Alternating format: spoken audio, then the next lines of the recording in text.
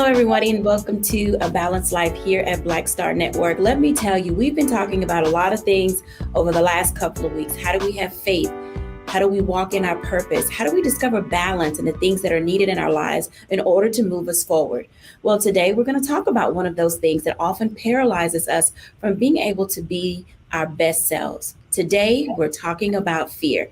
Now, I will tell you that there is an acronym that most people have heard, and it is called FEAR, False Evidence Appearing Real. And today, our panel, we're going to begin to talk about that for a little bit because sometimes we can't find balance because we can't get our head on straight. There's a palpitation in our heart. There's something that's going on with us that keeps us from really being able to address those things that will allow us to move forward. So today we are joined by Dr. Jennifer Bishop, Dr. Aaron Bishop, Dr. Terry Whit Bailey, and Dr. Tierney. So all the doctors are in the house today. Hey, everybody. Hello. Hey, I am so delighted that you all are here to talk about one of the words that often puts us in a space of not knowing what to do and often keeps us from being able to put a plan in place to go forward. So I want to start with the bishops, and either of you can go first. Talk to us a little bit about how we can look at fear from a perspective of helping us versus hindering us. This is a great topic. Fear is something innately that we are all designed with, right? And so if we look back at times when the fear of knowing that something is coming towards you and you need to be keenly aware of it, knowing that there is something that could be detrimental to you, that is important. So fear is something that can be helpful, but fear also can be paralyzing. And so we have to recognize the difference between the two and how do we use it so that it is to our benefit and not our detriment. Exactly. Everything she said. I mean, I think that both of you in stating that, and you approached it in such an interesting way because it was kind of light, it was kind of airy, but oftentimes when we talk about fear, we literally get a knot in our throat. It's almost like somebody gave us a good gut punch and we're like, oh my God, that just literally knocked the wind out of me. So talk to us for just a few minutes, if you will, about the what ifs, because we spend so much time in the what if space till oftentimes that is the thing that gets our head screwed up. It absolutely is, because instinctually we are finding out whether we're going to take flight or fight, right? Mm-hmm. And that fear is just a thing that makes us understand the power of our awareness. We always talk about on this show and many other platforms about self-awareness. So whenever the power of fear comes along, you need to put yourself in that holding pattern and breathe, examine, find out if there's something that your survival instinct requires you to either fight or take flight. And the beautiful part is, if you choose to fight, you can go into a space of creative leadership or creative power to be a solution to yourself. Because when you are dealing with even fear that leads to a level of anxiety, we're all dealing with anxiety over and over again, but that anxiety can give you a power to be able to take a new assignment or a new opportunity in your life. And I don't want anyone to think that fear is abnormal.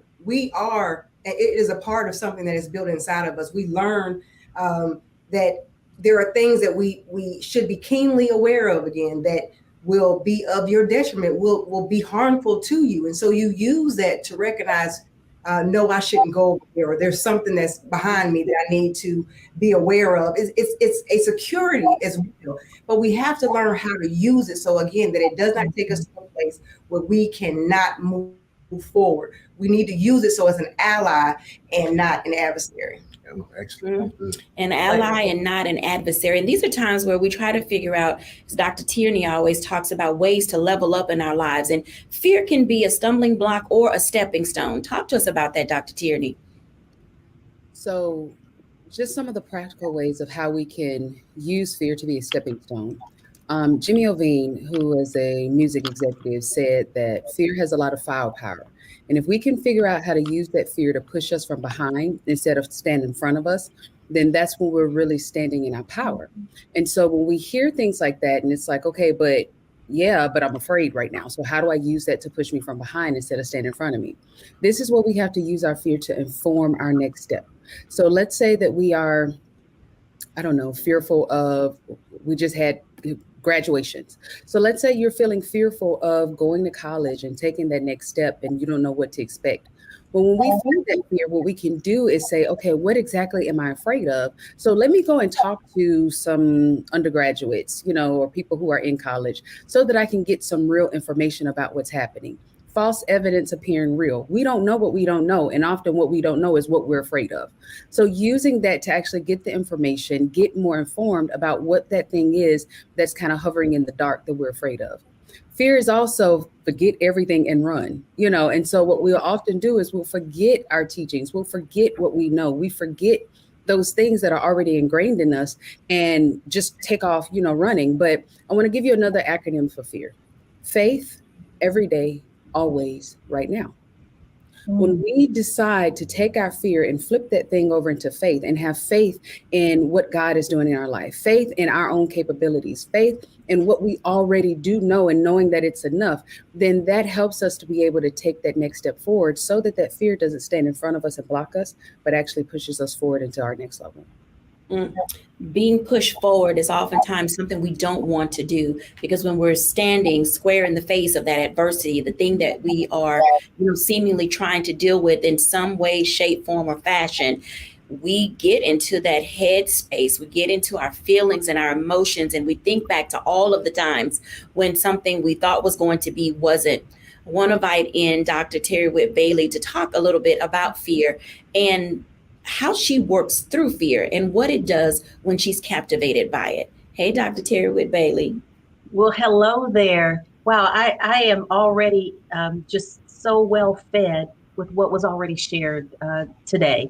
And one of the things that you said, Dr. Jacquie, that really caught me was that when people are pushed beyond their fear, so when you are pushed, somebody else is there. And many times in fear, we think we're by ourselves and we're frozen or paralyzed. I like to use the word paralyzed when I'm in fearful feelings, in my feelings. I isolate myself. But if someone else is there to push or to prod or to pull or to pray, that is what's going to help to facilitate me beyond that fear. And yes, I've been afraid. And I don't sometimes see it as fear. But then I look back and I say, that's what paralyzed me. It was that I was afraid to do something. And sometimes it does take another person to push or to just make things seem more relevant in the time. Because at that time, it might be something that just I'm not thinking straight. And many of your viewers know that I lost my husband last year. And so as much as I thought I was thinking straight, I'm sure I wasn't thinking straight. And I was paralyzed by a lot of things where I was just fearful to make decisions or fearful to move forward. And I needed that person. God was always there. But there were times when I wasn't listening well enough. In my humanness, I wasn't listening. And so I needed those additional people that I trust. So again, you want to be around those people, especially when you're in a vulnerable state, to be around those people that you trust in order to push you to that next level or push you forward beyond that state of, being paralyzed. Absolutely. I want to invite in Pastor JT to join this conversation, because there are going to be times when you don't know what to do and you don't know who to call on.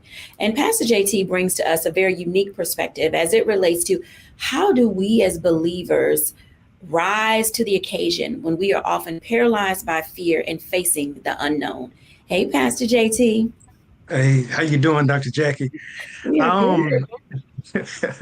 Man, glad to be back. Man, I missed y'all. But to come back on this amazing topic, fear and faith. And I love the way Dr. Tierney talked about fear and then had the acronym about faith every day.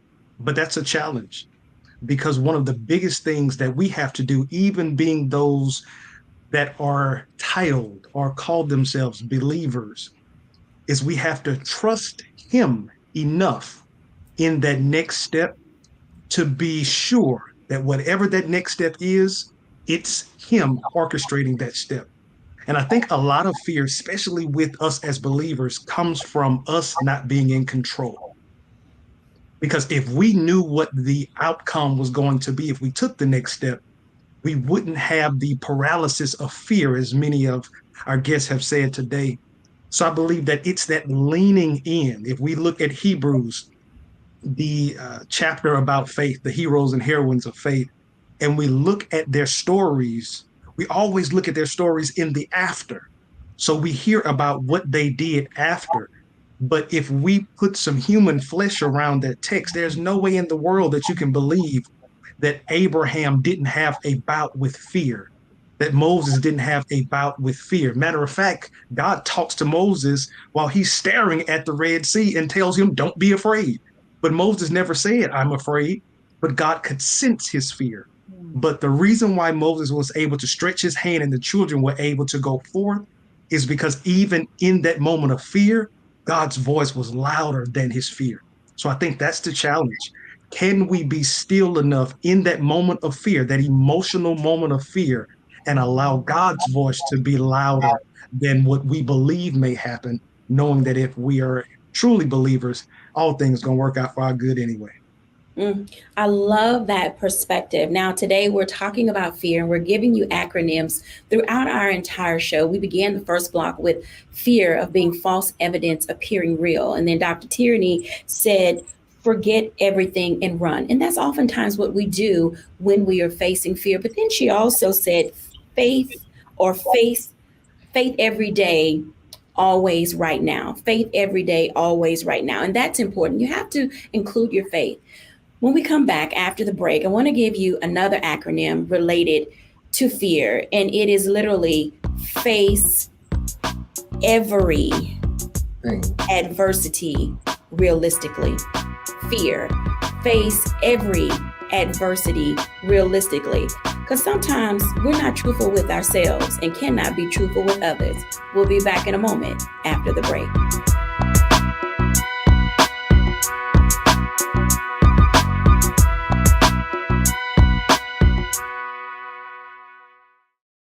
Folks, Black Star Network is here. Hold no punches. I'm real revolutionary right now. Support this man, Black Media. He makes sure that our stories are told. Thank you for being the voice of Black America, Roland. Stay black. I love y'all. All momentum we have now, we have to keep this going. The video looks phenomenal. See, this difference between Black Star Network and Black-owned media and something like CNN. You can't be Black-owned media and be scared. It's time to be smart. Bring your eyeballs home. You dig?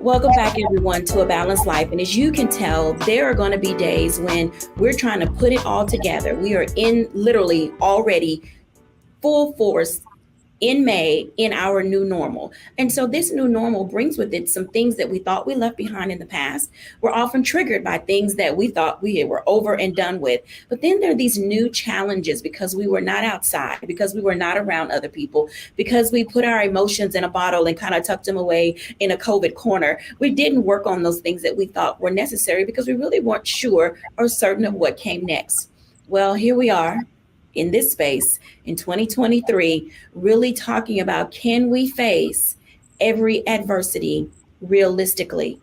That's another form of fear.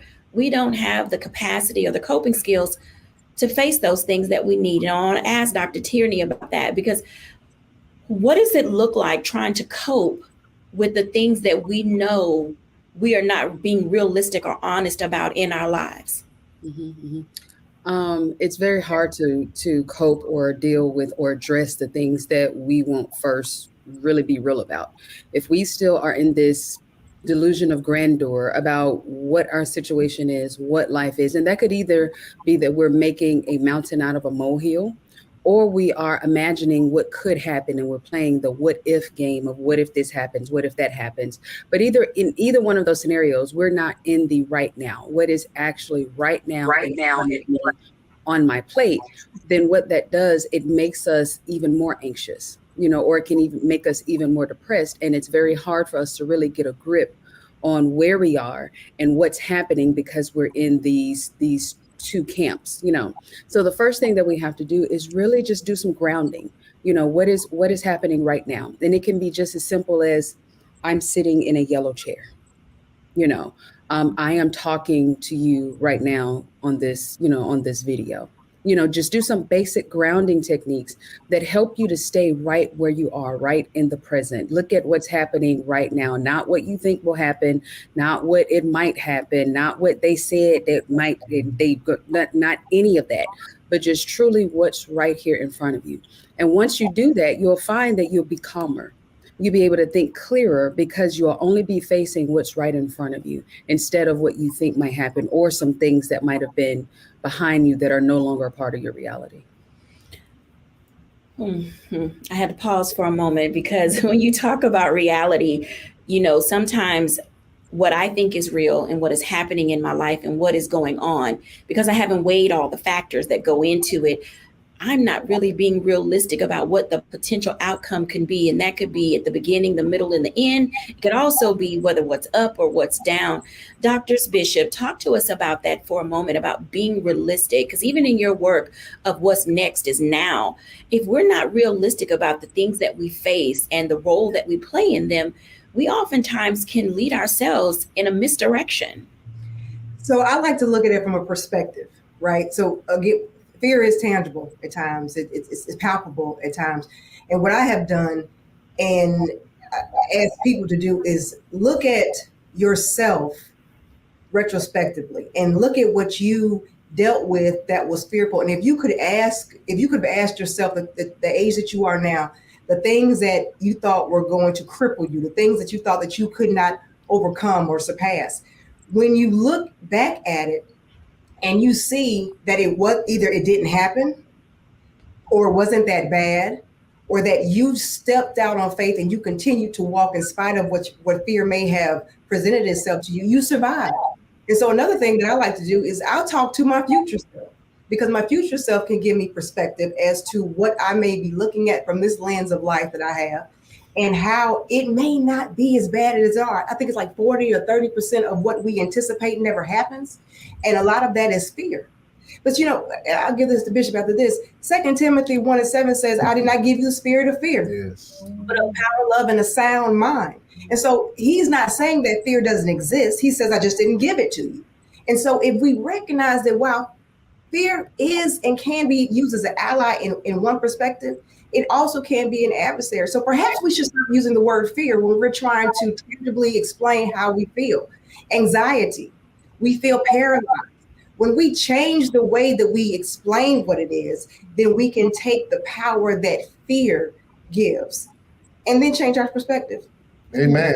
Hey, listen, when she brought up that Bible study about 2 Timothy, I've always loved the study of that scripture, because it says power, love, and a sound mind.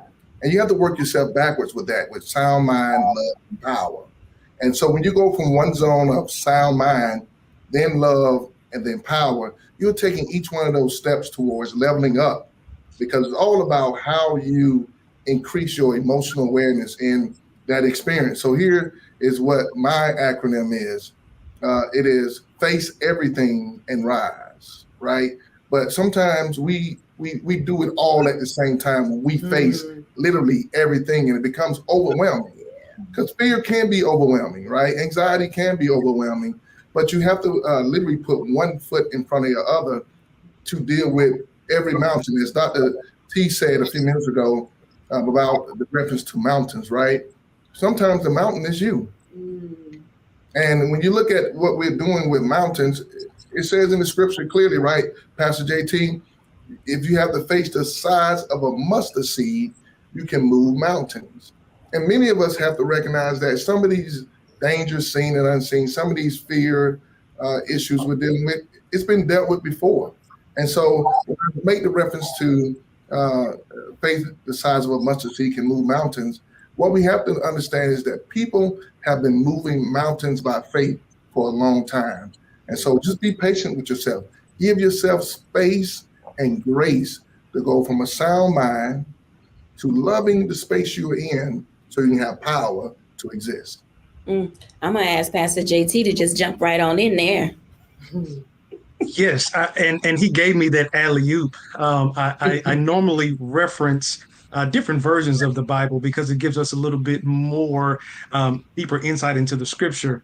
And when you look at that same scripture, when we think about sound mind, in some translations, that phrase sound mind is self-discipline. Yes. There's a quote by Arnold Glasgow that says that fear is the lengthened shadow of ignorance. What that suggests is that oftentimes we're fearful because we're not prepared, which goes back to the space of being real with who you are, being real with where you are, and even being real with where you are attempting to go. I think because we have been forced in this social media vacuum, so to speak, we live in such delusional worlds that we actually create fear because we are attempting to be something that realistically we have never even been destined to be. So I honestly believe that in that space, I think that if we identify that first, I love the way doctors, Bishop, talked about fear. He didn't give it to us. And I've always said that if he didn't give it to us and we're operating in it, there are a lot of Christian atheists that are walking around in the world. We are declaring one thing, but we are delivering something else. And until we deal with that thing, we will be weighed down when we actually should be flying. Okay, so I'm going to ask Terry with Bailey to comment on this because one of the bishops says, face everything and rise. How have you been able to rise as you've dealt with fear? This is just so deep and so powerful that I'm just still soaking all of this in that I'm learning even today. And, you know, I don't like to even use the word fear. As one of the doctors, Bishop, shared, I use different terminology, you know, nervousness or anxiety. The only thing that I allow myself to even use the word fear with is snakes. I am deathly afraid of snakes. I just can't get past it. But other things, I have levels of anxiety. Maybe I am frozen. I like to use that word a lot. I don't even want to use that word fear in my terminology. And so trying to rise above the term that we'll use today of fear, for me, is taking one step at a time. If I feel like today is going to be a tough day for me, my first step, and I've shared this before with your viewers, my first step is actually making my bed. And that may sound trivial to some of your viewers, but for some people, that's an accomplishment to say, okay, I've made it that far. I've made my bed. That's my grounding. If I can get to that point, that means I've gotten out of the bed, that I put my feet on the floor, that I'm ready to walk to the other side of the bed. So I have movement that's happening. And so for me, if I can get that accomplished, what can I do next? Where can I go next? How can I make that next step? And it might sound trivial, but for some people, and in my case, I'm going to speak for myself, sometimes I have to start that simple, getting to that point to get out of the bed, to make those steps, to know that God is with me, but in my humanness, and I always want to say that, in my humanness, I allow myself to get burdened by things that weigh me down and that cause me anxiety and nervousness. So for me, it's taking those first steps, whether it's, you know, just certain things that happen in my home before I leave, it's getting in the car, connecting to the right kind of music, putting those things that are going to feed me into my system, whether it's the right type of nourishment, whether it's the right type of music, whether it's calling the right person. So knowing that I don't need the negativity or the bad things to fill me, because I can't rise above it. it will weigh me further down. So making those right decisions one at a time, because you can't do it all, or at least I can't. I can't do it all at once. I do it one step at a time.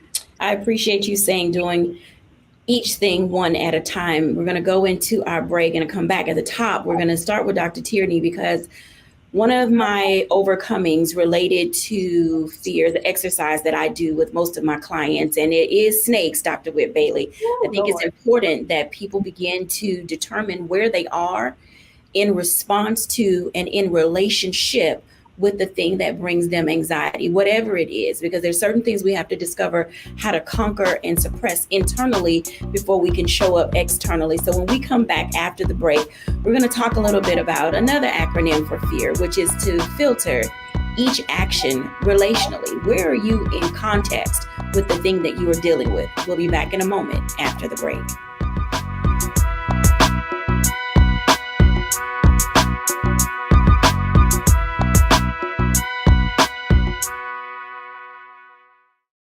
Hatred on the streets, a horrific scene, a white nationalist rally that descended into deadly violence.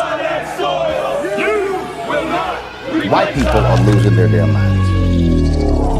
As an angry pro-Trump mob storms the U.S. Capitol, we've seen We're about to see the rise of what I call white minority resistance. We have seen white folks in this country who simply cannot tolerate black folks voting. I think what we're seeing is the inevitable result of violent denial. This is part of American history. Every time that people of color have made progress, whether real or symbolic, there has been what Carol Anderson at Emory University calls white rage as a backlash. This is the rise of the Proud Boys and the Boogaloo Boys. America, there's going to be more of this. Here's all the Proud Boys, guys. This country is getting increasingly racist in its behaviors and its attitudes because of the fear of white people. The fear that they're taking our jobs, they're taking our resources, they're taking our women. This is white fear.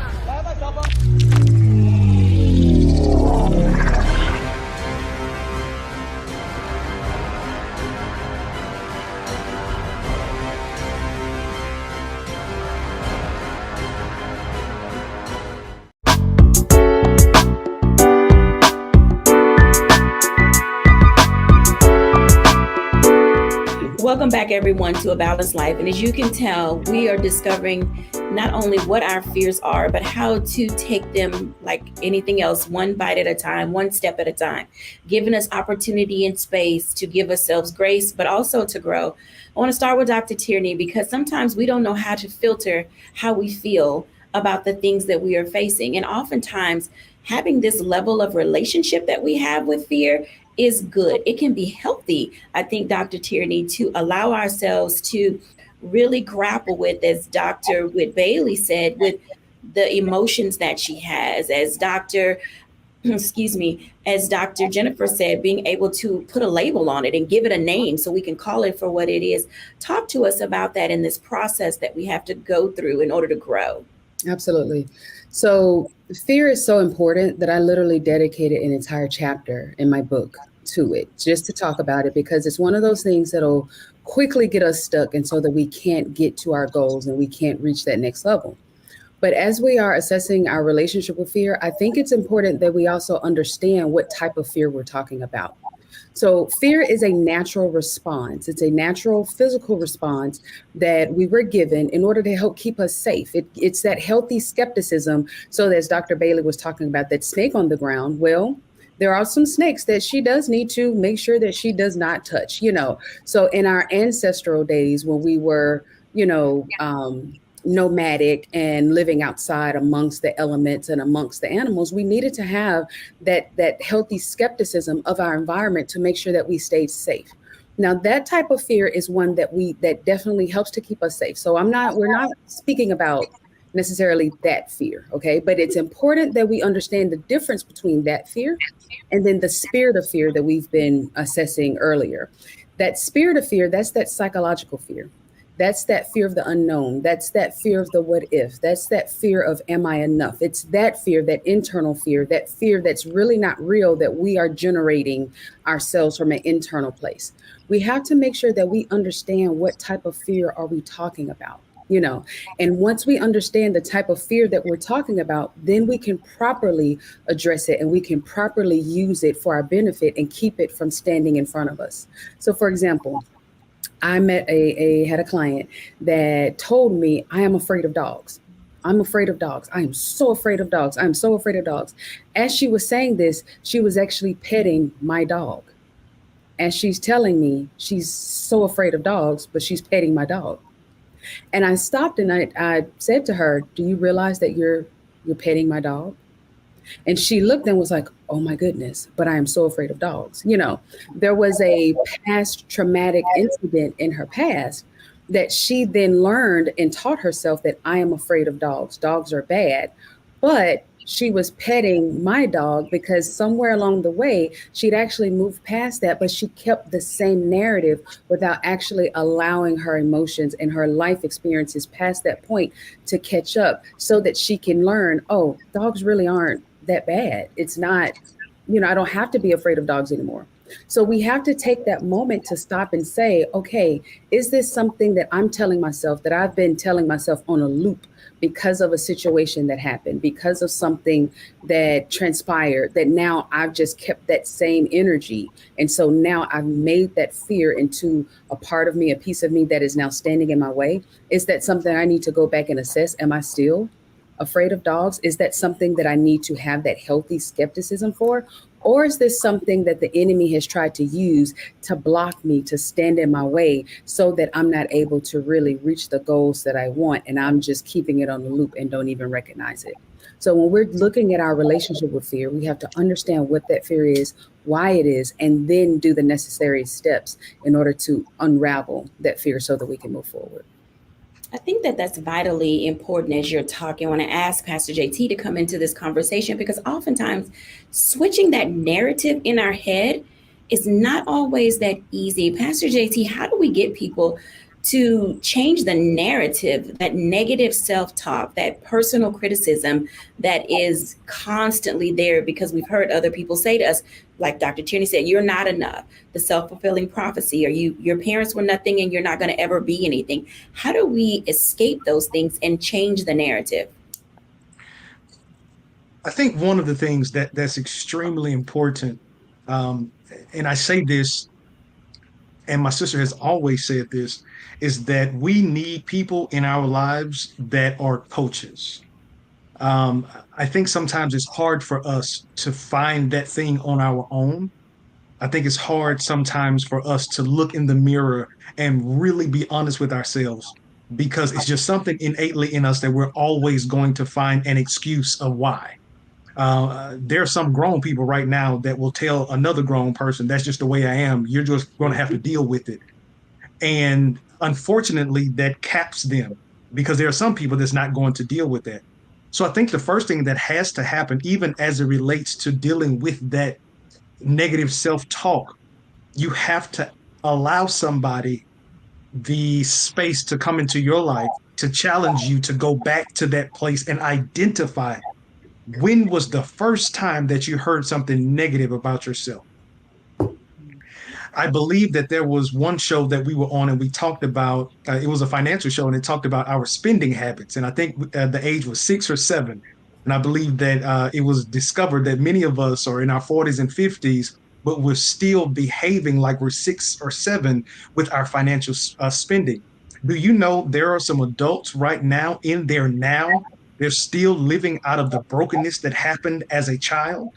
And so then it even makes it hard for them to accept something positive for somebody else, because now they start to look at that person who's speaking positively in them as to possibly thinking that this person has an angle.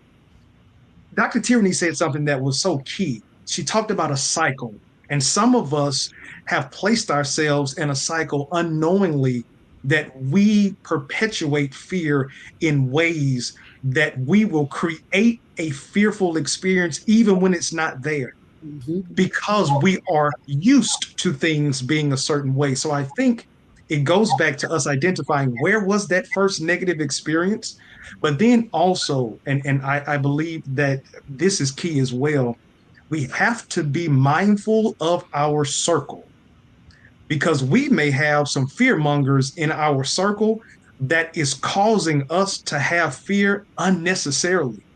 It's just like if somebody else has a fear and they will that fear on you. One of the acronyms, if I can throw my acronym out there for fear, it's false emotions appearing real. Whose emotion have you attached to your life that now you are afraid of something that before you encountered them, that wasn't your testimony? Somebody else was afraid of heights. You've never been on the 11th floor. So why now, when somebody else who'd been on the 11th floor got scared, they came down and told you how fearful they were, and you're afraid now to go to the 11th floor when your destiny really is supposed to be on the 20th floor? But you have allowed somebody else's fear to become yours. And we have a lot of people right now that are living an imposter's life because they have limited themselves to live out the fear of somebody else. I think that's an excellent segue, Pastor JT, because I was coming to the bishops about projection and the way that projection often puts us in spaces where we were never meant to be or destined to be. And Pastor JT said it well. You know, John Maxwell talks about the law of the lid, and oftentimes we are here in this space and the highest we can go is here, but we need to be up here. But somewhere someone has said something to us. Maybe we got too many no's, or, someone slapped our hand one time too many, or a door was shut in our faces, or people said something ugly to us. And we often cut ourselves short. And I think Jennifer Bishop said this maybe a few weeks ago, that sometimes we abort our plan before we actually get to the thing we're meant to be doing. Talk to us about that, bishops. I think Dr. Tierney said this a couple of shows ago, but I too went skydiving. It was something I had to do. I just had to do it. And so when I boarded the plane and we were taking off, people were asking me, "Are you afraid? Are you scared?" And I said, "No, I just want to do it. Let's go." And so it was a tandem type skydive. And even the person who was videographing and even the person I was going to do the tandem with, he said, "Are you nervous yet? Are you scared?" And I said, "No, let's jump out the plane right now. I'm ready to go." And so they, in that moment, and I don't know why, jumping out of a plane at 16,000 feet above the ground didn't terrify me, but it didn't. And I did not allow other person's projection of what should be terrifying to be on me, so that I did not jump out and do what I wanted to do, what was innate in me that I needed to do. And so what Pastor JT was saying earlier is paramount to all of this. The projection of other person's fear could be transferable if we take it in, if we ingest it. And you have to have that guard up that says, "That's not mine, that's yours. Mm-hmm. You keep that. It has nothing to do with me." Mm-hmm.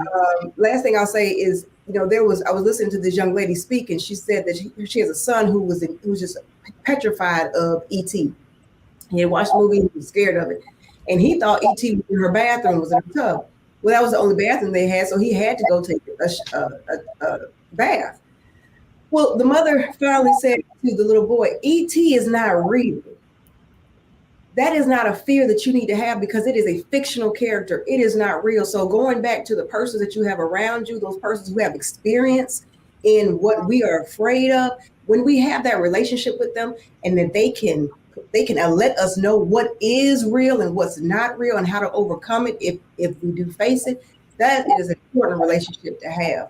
So perception and projection is critical, and making sure you have the right circle around you is paramount. I've been jumping at the bit to get to this conversation because I'm going to say this quickly, and then I'm going to unpack it.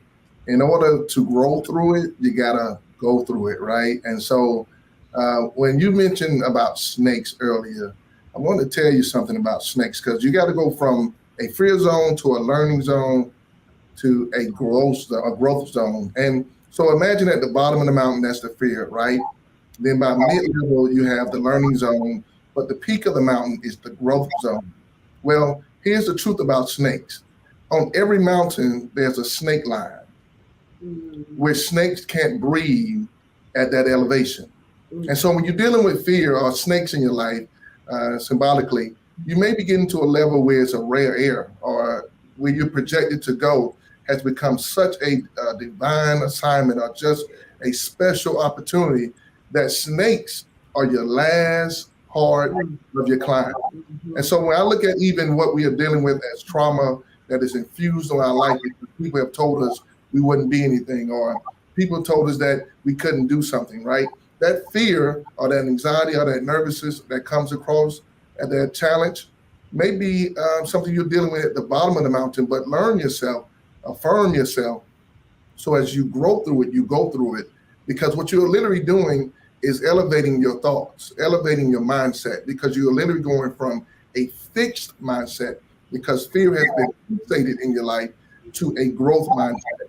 And literally your growth mindset deals with your prefrontal context, when you think with the forefront of your mind to look for a new opportunity, a new way, where 2 + 2 may not just equal 4, because that's the fixed mindset. That's the back of the mind. That's how you've been programmed. That's how you've been wired. But maybe 2 + 2 is 22, which means it's a different perspective, a different way you look at something, because you're growing through your learning experience. You're getting past the snake line, and now you're breathing rare air. When we come back after the break, I want to talk to Dr. Terry Wood Bailey about that, because she said she was afraid of snakes and she may have to get past her snake line. But a part of that is another one of my favorite acronyms that helped me overcome related to fear. And it was literally facing and factoring in experiences and accepting responsibility. Sometimes it is you, and you got to figure out what you need to do, how your life experiences can propel you forward so that you can move on. We'll be back in a moment after the break.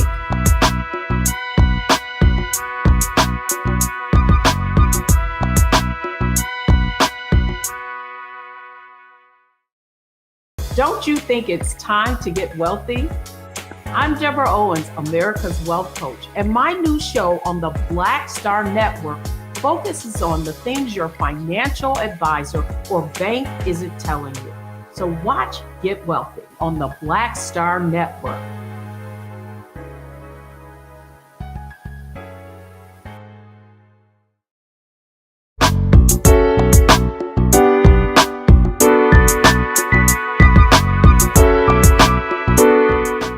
Welcome back, everyone, to A Balanced Life. And you have heard a lot of acronyms today, and I hope that you found one that fits and suits you. I want to talk to Dr. Whit Bailey about how we can accept responsibility, looking back at all of our life experiences in order to build a toolkit related to attacking fear and anxiety and all of those other things that seem to keep us from moving forward. Hey, Dr. Terry Whit Bailey. Hey, you know, if I lived in the city where the the bishop live, I would be a member of their church. I am just being so well fed with what they're sharing today. And I didn't know anything about that snake line. And maybe there are other viewers out there that have a different fear. So yeah, we'll talk about the snake thing and that going above that line. And yeah, I think that is true. I think that my paralysis happens at that level, at where the snakes are. And yes, I had a traumatic experience as a young girl, and it went along with me as I've become an adult. But where has that stopped me? And we can use that figuratively. Where have I stopped in terms of my growth as a Christian, as a woman, as a professional? What is stopping me? Now, I'm not saying that I'm a perfect person and I have all the answers. That's why I'm so glad that I'm on this podcast with everyone else, because I'm learning too. So what do I need to do in order to get beyond that, and to know that if I go above that, what I was afraid of is now behind me or below me? And so that was a great analysis, and thank you, Dr. Aaron, for sharing it that way. What is it that I need to do to step over or step beyond or step above so that I can get that behind me in whatever it is that I'm dealing with, in this issue of, being a new widow? What am I what am I freezing with? What am I afraid of? In my case right now, it's trying to figure out what to do with the 5,000 square foot house that I live in by myself now. What do I do with it? How do I figure this out? How do I take that next step? How do I rise above it? How do I get those people that will help me, not the people that will hurt me or that will bring additional fear into my life? How do I get those people to help me to go that next step, to get beyond it, so I can get things packed or moved or adjusted? How do I do that? And so finding the right people, increasing my faith, but not just sitting still, standing up and taking those first steps and trying to make that difference for me personally, while others are even watching me, as a professional and as a woman of God, a person who lives in a small town. I know that there are people that are watching me. As a administrator in the work that I do, there are people that are always watching us and seeing how we get through, not how we get stuck. Well, they're watching that too, but how do we get through it? How are we making a difference? How are we getting beyond it? So thank you for that, because that's helping me. That's helping me to know that it's time to take that next step. It's time to put that behind me or under me or away from me so that I can move on. So thank you for that. Absolutely. I think this is a family question. So I'm going to ask everybody this question, and let's roundtable a little bit for our audience today. How do you get to growth? Whether it's how you know you're there, how do you know you can move forward? When do you take time to take another leap of faith? Dr. Tierney, talk to us about that. Yeah, I'm gonna start with you. I wanted to think. So the first thing when we're thinking about growth, we have to look at it from our own perspective. We can't look at growth through somebody else's lens. We can't look at it and say, look at their life. Like I can't look at, the doctors, bishops and go, oh, well, my growth is, see, when they got there, then when I get there, like that's the quickest way to stunt your growth, because you're trying to compare your process, your growth, your purpose with someone else's, so we have to first just look at yourself, and focus, keep your eyes on your own paper to then think about, what does growth mean to me? Where is it that I want to go? How am I uniquely qualified? What is my gifts, talents, purpose, and then look at, all right, am I moving the needle forward? As Dr. Bailey said, some days it might mean that I got out of the bed today and I made the bed. That's growth. Sometimes it may be that, okay, this month I lost 1 pound. That's growth. So keeping that measuring stick in perspective so that we're not looking at growth from these huge leaps and jumps. Sometimes growth is just a baby step. And ultimately, when you look back over your life, over the course of the last year or 5 years, being able to see where you have moved the needle forward in your life, in your walk, in your progress, according to your goals, not somebody else's. Absolutely. Pastor JT. Yeah, I'll be honest with you. I want to just say ditto. But one of the things that I would add is, I believe growth, especially in my lens, growth to me looks like how quick I got back up. Mm-hmm. Because I think understanding growth, you don't, as Dr. Bishop said, you don't get to that space without growing through it. And for some of it, it's not Instagram worthy. It's ugly. It's not. I'm not even thinking about no camera at that point. Right. But I'm struggling. I'm straining. But the Bible promises me that even though I fall, I can get back up again. Mm-hmm. But this is the thing about growth. I'm getting back up with a new mind, because I didn't know what I just failed in. And now as I got up, I realized, man, it didn't happen the way I thought it was going to happen. But now I'm stepping up and I'm even better than I am now, because I think about the today Jamel in comparison to the Jamel 20 years ago. The Jamel 20 years ago couldn't even embrace the season that Jamel is in now, because I hadn't grown yet. But I think about all of the losses that I had to turn into learns in that 20-year period. I think about all of the people I had next to me that I thought had my best interests, but really wanted my light.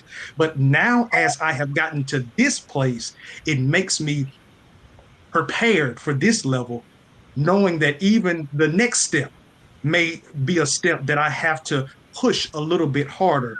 But as long as I have that fortitude to get back up, that's growth. And just challenging myself to be better today than I was yesterday, that's growth all within itself. Wow, I think that's powerful. And our audience begins to, attach themselves to some of this positive affirmation, that we're giving today. Dr. Bishop. Growth for me is recognizing that I didn't respond to something that happened the way I could have responded or used to respond. Amen.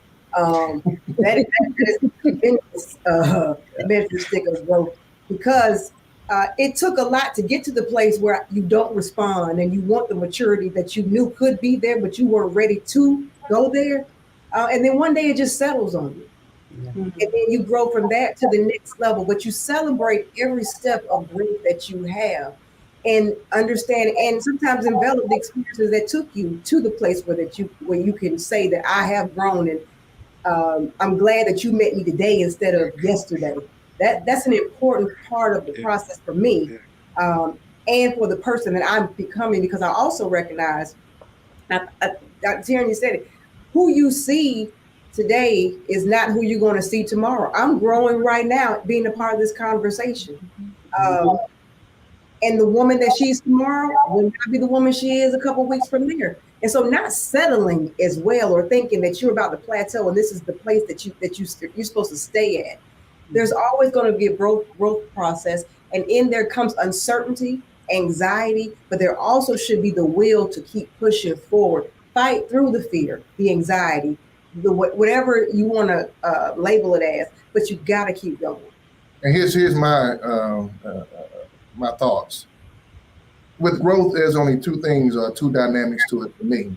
Either you prepare for growth or you repair from growth. So every day you wake up, make up your mind or make a decision to either prepare or repair, because growth is going to happen. It's part of life. I mean, if it's not, then why are these gray hairs on my chin, right? It was there years ago.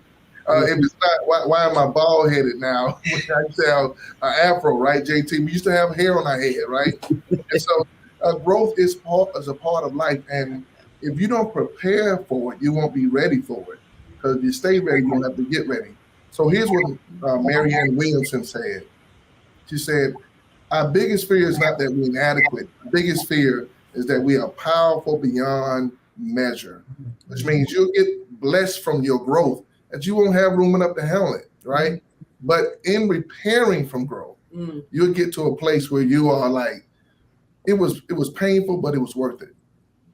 I got past the snake line. Yeah. Absolutely. I don't know if I said this before, but one of the exercises that I do with my clients is working with snakes. And the reason that I'm bringing this up again is because it deals with the role that trust plays, because oftentimes we think we have to go through all of it by ourselves, but you have to figure out how and who to bring alongside you. And in the time that we have left, I'm going to ask each of you to share, what is it that you look for when you can trust someone, or you're looking to trust someone to come alongside you to help you overcome the things that you are facing. Start with Pastor JT. Wow. The thing that I look for is if they've gone through something and come out of it. Because as we continue to go through life, we're going to always find those things that we have to go through. But you got to have somebody next to you that has gone through it as well, and you can both push through. Absolutely. Dr. Wynn Bailey. Well, you know, as a woman of faith, there's something about what God does and how God puts somebody in your life. And in my mature age, for me, I know when it's happening, and I know that's not the answer that you want, but things will happen. I was at a dinner one evening, and I was sitting next to a woman. We were both there by ourselves, and we struck up a conversation and realized that we needed each other. And after we met that day, we realized, and we said, God brought us together. We both realized that. So for me, it's important to make sure that somebody has a God connection.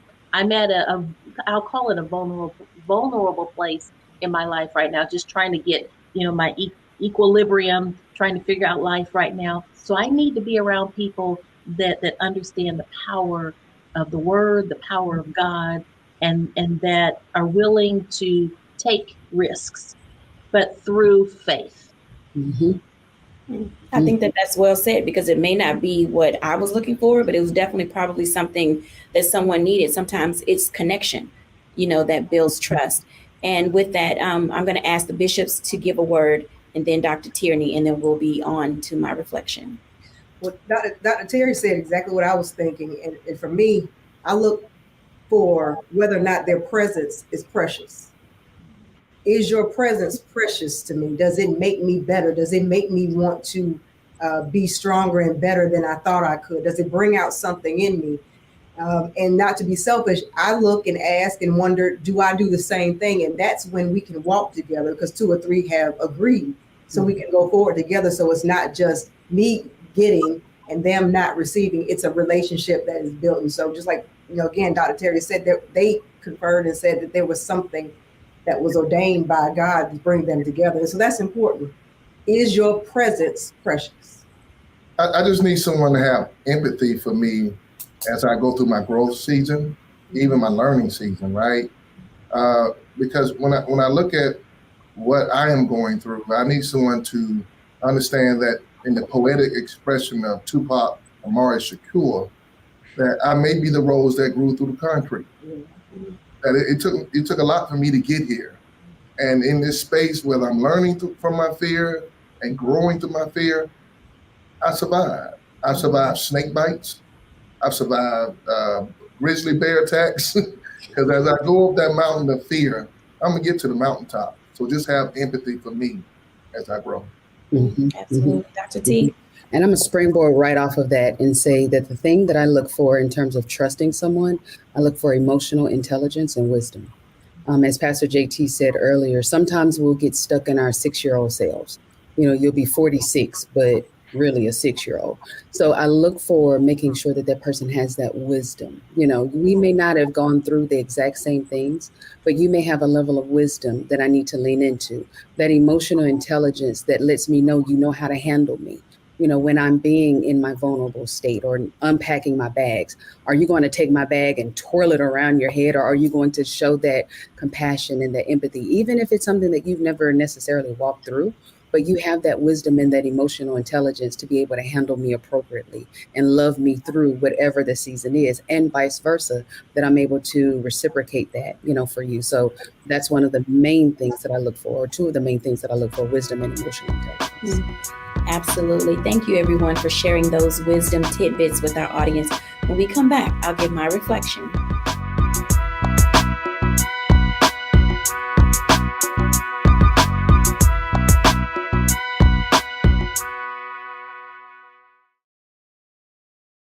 When you talk about blackness and what happens in Black culture, we're about covering these things that matter to us, speaking to our issues and concerns. This is a genuine people-powered movement. There's a lot of stuff that we're not getting. You get it, and you spread the word. We wish to plead our own cause. Too long have others spoken for us. We cannot tell our own story if we can't pay for it. This is about covering us. Invest in Black-owned media. Your dollars matter. We don't have to keep asking them to cover our stuff. So please support us in what we do, folks.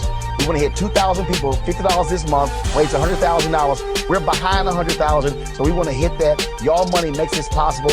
Checks and money orders go to P.O. Box 57196, Washington, D.C. 20037-0196. The Cash App is $RM Unfiltered. PayPal is R Martin Unfiltered. Venmo is RM Unfiltered. Zelle is Roland at RolandSMartin.com.